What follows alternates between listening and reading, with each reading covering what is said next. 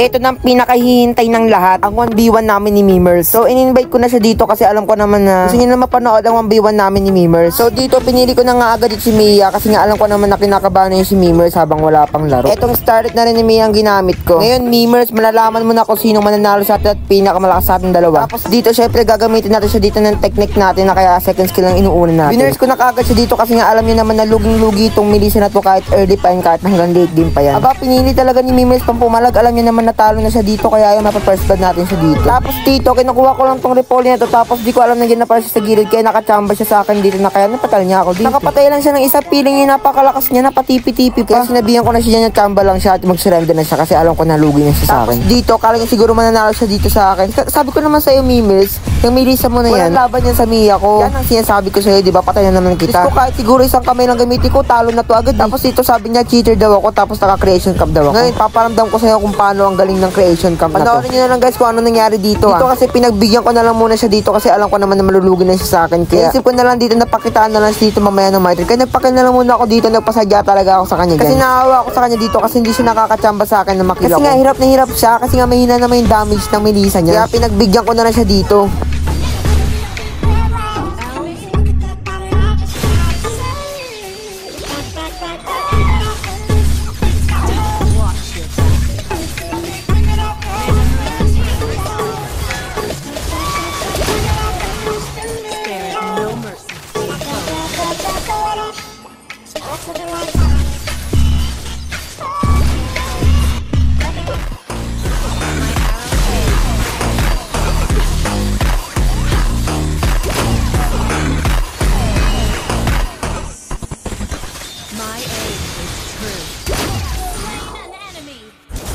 Flexible, reserve.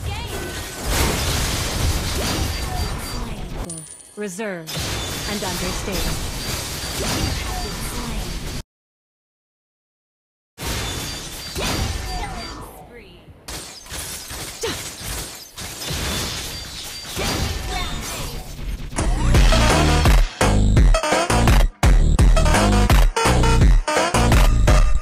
Tapos kala niya siguro doon panalo na siya pero dito papakita ko na siya dito ng Miter. Andan ka pa talaga sa bot nagkiklear ay lamok ka sa akin ngayon. Namunin mo yan tipi ko na yan. Tapos dito dapat talaga siya dito ninyo siguro na nakatago ka sa bulis ko kaya yung patay ka talaga sa akin. Hindi naman nakapagsiwala pa yung nag-Miter talagang wala na yan. Ban activated ka sa akin.